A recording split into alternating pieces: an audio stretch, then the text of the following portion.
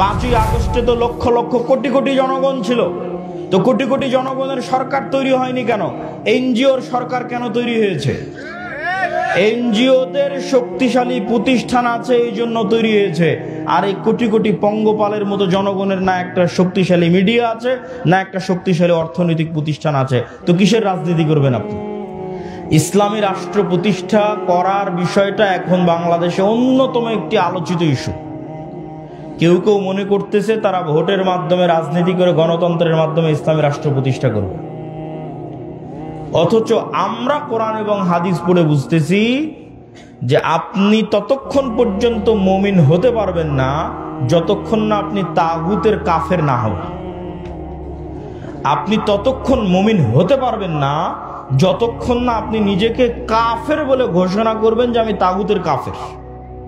কে ঘোষণা করেছিল? ইব্রাহিম আলাইহিস সালাম ঘোষণা করেছিল, কাফারনা বিকুম, তোমাদের কাফের, তোমাদের মূর্তির কাফের। ইব্রাহিম আলাইহিস সালাম ঘোষণা করেছিলেন তোমাদের কাফের, তোমাদের মূর্তির কাফের, এবং তিনি তার জাতির শিরক থেকে নিজেকে মুক্ত ঘোষণা করেছিলেন। এই জন্য আল্লাহ কোরআনে বলেছেন ওমাই ইয়াকফুর বিত্তাগুত, আগে তাগুতকে অস্বীকার করতে হবে, কাফের হতে হবে, ওয়ুমিন বিল্লাহ, তারপরে আল্লাহর উপর ঈমান আনবেন। আপনি যদি বলেন যে আমি রাষ্ট্রে ইসলাম প্রতিষ্ঠা করতে চাই, তো রাষ্ট্রে ইসলাম প্রতিষ্ঠার সবচেয়ে বড় শত্রু যেগুলো, এগুলোর কাফের হতে হবে। তো রাষ্ট্রে ইসলাম প্রতিষ্ঠার সবচেয়ে বড় শত্রু হচ্ছে গণতন্ত্র, রাষ্ট্রে ইসলাম প্রতিষ্ঠার সবচেয়ে বড় শত্রু হচ্ছে সমাজতন্ত্র, রাষ্ট্রে ইসলাম প্রতিষ্ঠার সবচেয়ে বড় শত্রু হচ্ছে সেকুলারিজম, ধর্মনিরপেক্ষ মতবাদ। মানুষ বলে গত 16 বছর অমুক এটা করেছে, গত 16 বছর অমুক এটা করেছে। এইটা কেন কেউ বলে না গত 16 বছর কি দেশ ইসলামী আইন অনুযায়ী চলতো? কথা বলেন, ইসলামী আইন অনুযায়ী চলতো? গত 16 বছর দেশ চলতো গণতান্ত্রিক নিয়ম অনুযায়ী, তাই নয় কি? গত 16 বছর দেশ চলতো ধর্মনিরপেক্ষ মতবাদ অনুযায়ী। তাহলে গত 16 বছরে আয়নাঘর কোনো ব্যক্তি তৈরি করেনি, গণতন্ত্র নিজে তৈরি করেছে। গত 16 বছর হাজারো লক্ষ মানুষকে গুম কোনো ব্যক্তি করেনি, ধর্মনিরপেক্ষ মতবাদ নিজে খুন এবং গুম করেছে। কিন্তু এইটা মুসলমানদের বুঝতে দেওয়া হয় না। মুসলমানদের সামনে একটা মূলা ঝুলিয়ে দেওয়া হয়, যখনই সিস্টেম কাজ করে না তখন ওই সিস্টেমের যে প্রধান থাকে ওর উপর রাগ উঠিয়ে দেওয়া হয়, তারপরে প্রধান যখন সরে যায় রাগ শেষ, সিস্টেম তো ওটাই আছে। আপনাকে বুঝতে হবে যে গুণ, খুন, আয়নাঘর সিস্টেম তৈরি করেছে, গণতান্ত্রিক সিস্টেম তৈরি করেছে, সেকুলার সিস্টেম তৈরি করেছে। এই সিস্টেম যদি থাকে জুলুম থাকবে, এই সিস্টেম যদি থাকে অন্যায় অবিচার থাকবেই থাকবে। ব্যক্তির সাথে অন্যায় অবিচার সম্পৃক্ত নয়, সিস্টেমের সাথে অন্যায় অবিচার সম্পৃক্ত। আমরা শুধু নামে স্বাধীন হয়েছি, কিন্তু নিয়ম কানুন, শিক্ষা ব্যবস্থা, আইন, আদালত সবকিছু ব্রিটিশদের রেখে যাওয়া। ওই সিস্টেমই চলতেছে। ব্রিটিশ আর্মিতে যে আইন ছিল ওই আইন পাকিস্তান আর্মিতে, পাকিস্তান আর্মিতে ওই আইন ইন্ডিয়ান আর্মিতে, ইন্ডিয়ান আর্মির আইন পাকিস্তান আর্মিতে, পাকিস্তান আর্মির আইন বাংলাদেশ আর্মিতে, সব জায়গায় ব্রিটিশ আইন চলতেছে। সম্মানিত উপস্থিতি, তাহলে আপনি যতক্ষণ ওই সিস্টেমের কাফের না হবেন ততক্ষণ আপনি ইসলামকে রাষ্ট্র ক্ষমতায় প্রতিষ্ঠা করবেন, এটা অলীক স্বপ্ন, এটা অলীক কল্পনা যে সেকুলারিজমের মধ্যে দিয়ে ইসলাম রাষ্ট্র ক্ষমতায় প্রতিষ্ঠিত হবে। বিকৃত ইসলাম প্রতিষ্ঠিত হতে পারে, কম্প্রোমাইজড ইসলাম প্রতিষ্ঠিত হতে পারে, অবিকৃত শক্তিশালী ইসলাম কখনো এই সমস্ত তন্ত্রমন্ত্র দিয়ে প্রতিষ্ঠিত হবে না, যে তন্ত্রমন্ত্রকে তৈরি করা হয়েছে ইসলাম যেন রাষ্ট্র ক্ষমতায় যেতে না পারে তার জন্য। 2 নাম্বার, রাষ্ট্র ক্ষমতায় ইসলাম প্রতিষ্ঠা করার কি আমরা মুসলমানেরা যোগ্য? এইটার উত্তর আপনাকে দিতে হবে। ইসলামের রাষ্ট্র ক্ষমতার ব্র্যান্ডিং হচ্ছে ন্যায় বিচার এবং সত্যবাদিতা, এটা হচ্ছে রাষ্ট্র ক্ষমতায় ইসলামের ব্র্যান্ডিং। মোহাম্মদ বিন কাসেম যখন সিন্ধুতে অভিযান করে, তারেক বিন জিয়াদ যখন স্পেনে অভিযান করে, ইতিহাস ঘেটে দেখেন যে সিন্ধুতে অভিযান করেছে ইসলাম প্রচারের জন্য না অন্যায় দূর করার জন্য? স্পেনে অভিযান করেছে, সিন্ধুতে অভিযান করেছে ইসলাম প্রচারের জন্য না অন্যায় দূর করার জন্য?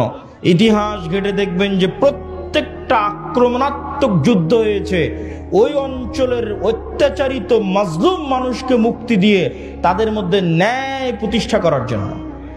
এমনকি বাংলাদেশে ইখতিয়ার উদ্দিন মোহাম্মদ বিন বখতিয়ার খিলজি থেকে শুরু করে শাহজালাল থেকে শুরু করে যারাই বাংলাদেশে অভিযান পরিচালনা করেছে তাদের প্রত্যেকের উদ্দেশ্য ছিল বাংলাদেশের মানুষকে জুলম থেকে মুক্তি দেওয়া।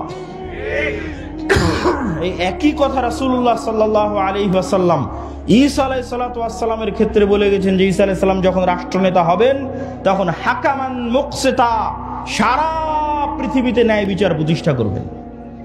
এটা হচ্ছে ইসলামের ব্র্যান্ডিং, যে ইসলাম রাষ্ট্র ক্ষমতায় গেলে ন্যায় বিচার প্রতিষ্ঠা হবে। তাহলে প্রশ্ন হচ্ছে, মুসলমান যদি নিজে ন্যায়পরায়ণ না হয় কিভাবে সে রাষ্ট্র ক্ষমতায় ন্যায় বিচার প্রতিষ্ঠা করবে? আপনাকে আমি আরো উদাহরণ দিয়ে বুঝাই, এখানে আপনারা উপস্থিত আছেন, উদাহরণগুলো বুঝবেন। বাবা মারা গেছে, বোন বাবার সম্পত্তিতে যা সম্পদ পাবে আপনি ন্যায়ের সাথে সেটি বুঝিয়ে দিয়েছেন কিনা? প্রশ্ন। আপনি আপনার আশেপাশের পাড়া প্রতিবেশী সবার দিকে তাকিয়ে দেখেন যে সে ন্যায়ের সাথে বুঝিয়ে দিয়েছে কিনা। একদল পাবেন দেয়নি, একদল পাবেন যদি দিয়ে থাকে তো দামি জমিটা নিজের কাছে রেখেছে, বিলের জমিটা বোনকে দিয়েছে। তাহলে এই যে ব্যক্তি যে সামান্য তার পরিবারে তার বোনের উপর ন্যায় প্রতিষ্ঠা করতে পারলো না, ওই ব্যক্তিকে যদি রাষ্ট্র ক্ষমতা দেওয়া হয় তাহলে গত 16 বছর যা দুর্নীতি হয়েছে তার চেয়ে বেশি দুর্নীতি করবে। গত 16 বছর যা জুলম হয়েছে তার চেয়ে বেশি জুলম করবে। ওকে দিয়ে কখনো রাষ্ট্র ক্ষমতা ইসলাম প্রতিষ্ঠিত হবে না, কেননা রাষ্ট্র ক্ষমতা ইসলাম মানে ন্যায় বিচার প্রতিষ্ঠা হওয়া। তো সে তো দুর্নীতিগ্রস্ত, সে কিভাবে ন্যায় বিচার প্রতিষ্ঠা করবে? আপনি সমাজে তাকিয়ে দেখেন যে প্রত্যেকটা সেক্টরে সেক্টরে, এলাকায় এলাকায়, সমাজে সমাজে যৌতুকের ভিত্তিতে বিবাহ হচ্ছে। যৌতুকের ভিত্তিতে বিবাহ অন্যায়, মানুষের প্রতি অন্যায়। আমি এখন ন্যায় এবং অন্যায় বলতে সালাত সিয়ামের অন্যায় বুঝাচ্ছি না, এক মানুষের সাথে আর এক মানুষের প্রতি অন্যায়। তো যে যৌতুকের ভিত্তিতে যেই পরিবার বিবাহ করছে, যৌতুকের ভিত্তিতে যেই বিবাহে পুরো এলাকা, পুরো গ্রাম, কাজী, আলেম, হুজুর, হাজি সব অংশগ্রহণ করতেছে, এই আলেম, এই কাজী, এই হুজুর আর এই বিবাহকারী পাত্র আর এই বিবাহকারী ছেলে পক্ষ, এদেরকে রাষ্ট্র ক্ষমতায় দেওয়া হলে এরা গত 16 বছরের চেয়ে বড় দুর্নীতিবাজ হবে। কেন? ও সামান্য একটা মেয়ের প্রতি ন্যায় করতে পারছে না, সামান্য তার স্ত্রীর প্রতি ন্যায় করতে পারছে না। তাহলে এটা কেমনে সম্ভব যে সে রাষ্ট্র ক্ষমতায় বসে 16 কোটি 18 কোটি মানুষের প্রতি ন্যায় করবে? অসম্ভব।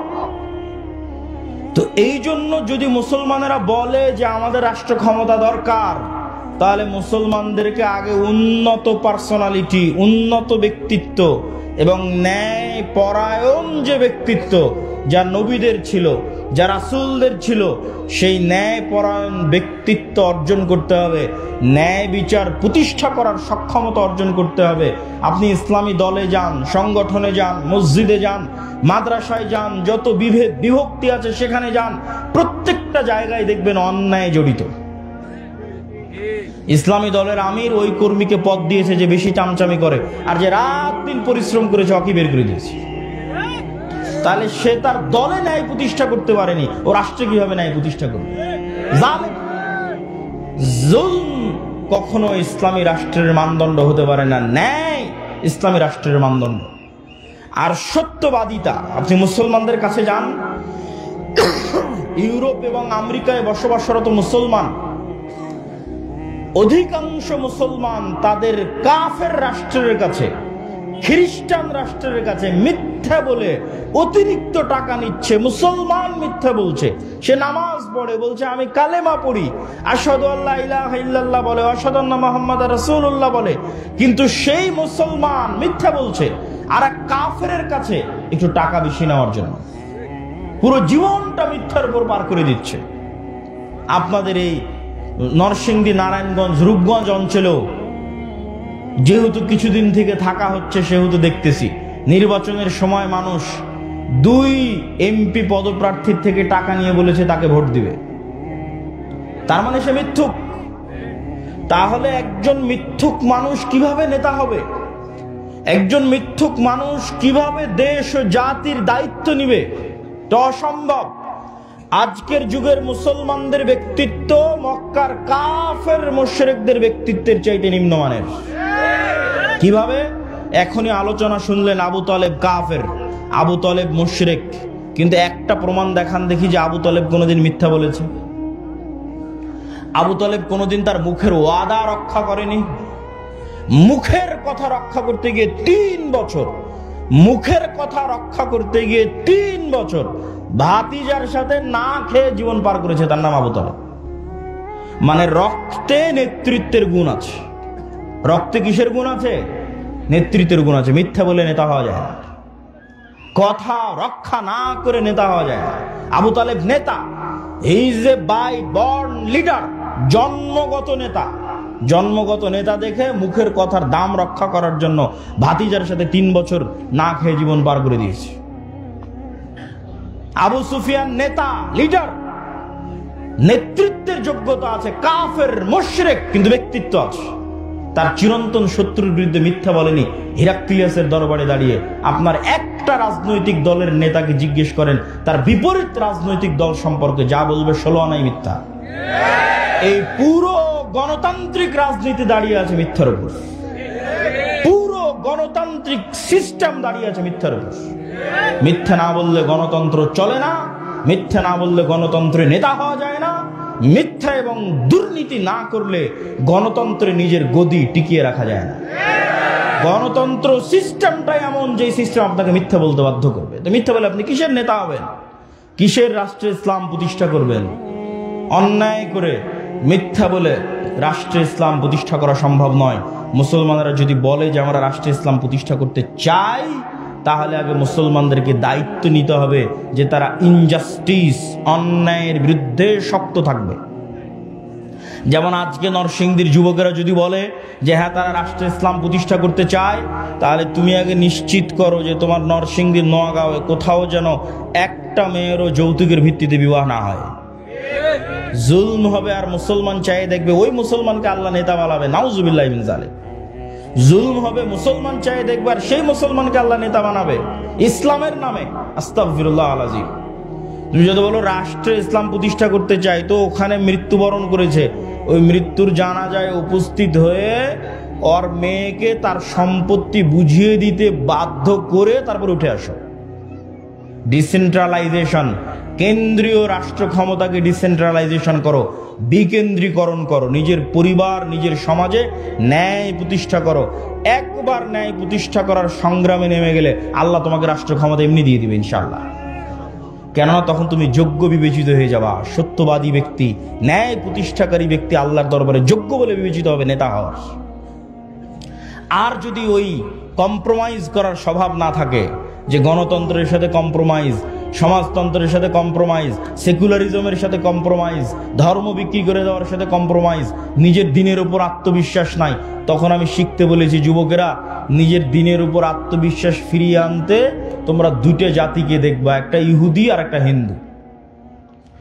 দূরের কথা বাদ দিলাম, আজকে পার্শ্ববর্তী দেশ ভারতের কথাও যদি ধরি, যে বিজিবি এবং বিএসএফ এর সীমান্তে যে গন্ডগোল, এই গন্ডগোল নিয়ে ফেসবুকে যুবকেরা লেখালেখি করছে, হাসি ঠাট্টা ট্রল করছে যে ভারতের হিন্দুরা গরুর মূত্র পান করে। এটা নিয়ে হাসি ঠাট্টা এবং ট্রল। তো আমার কথা হচ্ছে, ভারতের ওই হিন্দু যে গরুর মূত্র পান করে, আর গরুর মূত্র পান করা একটা ভ্রান্ত কাজ হলেও এই ভ্রান্ত কাজের উপর ওর বিশ্বাস কত অটল, ওর বিশ্বাস কত অবিচল, যে একটা ভ্রান্ত কাজকে রাষ্ট্রে পর্যন্ত প্রতিষ্ঠিত করেছে। আর তুমি কত বড় মরদ, কত বড় সাহসী যে তোমার নবীর সুন্নাত না তোমার জীবনে, না তোমার বাড়িতে, না তোমার পরিবারে, না তোমার রাষ্ট্রে। তো তুমি কিসের সাহসী, কিসের বীর পুরুষ? বীর পুরুষ সেই যে তার নিজের দিনের উপর অটল। ইহুদিদেরকে দেখে আসো যে তার দিনের কোনো একটা বিষয়ে ছাড় দেয় কিনা। সারা পৃথিবীতে সুদী অর্থনীতির গুরু তারা, অথচ নিজেরা কোনোদিন সুদ নেয় না, নিজেরা কোনোদিন সুদী লেনদেন করে না। কেন? তারা জানে সুদ মানুষকে গোলাম বানায়, সুদ মানুষকে কৃতদাস বানায়। আল্লাহর নবী নিজে সুদ মানুষকে যে গোলাম বানায়, কৃতদাস বানায়, তার দলিল দিয়ে গেছে। আপনি বলবেন কিভাবে, কোথায় দলিল? জি আমি দলিল দেখাচ্ছি। তার আগে বলে নেই, বাংলাদেশের মুসলমানদের সমাজগুলোতে যদি যাবেন তাহলে এনজিও আর ক্ষুদ্র ঋণে পরিপূর্ণ। তাহলে এই যে এনজিওর মাধ্যমে কিস্তির ভিত্তিতে ক্ষুদ্র ঋণে যুক্ত হয়ে গেছে, ও গোলাম হয়ে গেছে। ও জীবনে কোনোদিন আর নেতা হতে পারবে না, কোনোদিন না। কিভাবে গোলাম হয়ে গেছে? রাসূলুল্লাহ সাল্লাল্লাহু আলাইহি ওয়াসাল্লাম যখনই দোয়া করতেন, আল্লাহর কাছে পরিত্রাণ চাইতেন কর্জ থেকে, আল্লাহুম্মা ইন্নী আউযু বিকা মিনাল মা'সামি ওয়াল মাগরাম, আল্লাহ কর্জ থেকে পরিত্রাণ চাই। আল্লাহর নবীকে জিজ্ঞেস করা হলো, কেন কর্জ থেকে পরিত্রাণ চান এত? আল্লাহর নবী বললেন, ইজাস্তাদানা রাজুল, মানুষ যখন কর্জ নেওয়া শুরু করে, বাদা ইউকাযযিব, মিথ্যা বলা শুরু করে। আল্লাহর নবী বললেন, যখনই কর্জ নেওয়া শুরু করে, মিথ্যা বলা শুরু করে, 1 টাকা 10 টাকা 15 টাকা 20 টাকা কর্জ নিয়েছে, পরের দিন টাকা চাইতে যাবে, মিথ্যা বলবে। মিথ্যা বলবে না? মিথ্যা বলবে। নিজে মিথ্যা বলবে, তার পরিবারকে মিথ্যা বলাবে, তার ছেলে মেয়েকে মিথ্যা বলাবে, তার স্ত্রীকে মিথ্যা বলাবে। পুরো একটা পরিবার মিথ্যার উপর গড়ে উঠতেছে। আর শুরুতেই প্রমাণ করে দিয়েছি যে মিথ্যা বলে ও নেতা হয়। আবু তালেব মিথ্যা বলতো, আবু সুফিয়ান মিথ্যা বলতো, কাফের মুশরিক অবস্থায় মিথ্যা বলেনি। নেতা, তার নাম নেতা। যে মিথ্যা বলে সে কোশ্চিন কালো নেতা হতে পারে না, আল্লাহ কখনো তাকে নেতা বানাবে না। তাহলে কর্জ নেওয়া মানে মিথ্যা বলা শুরু।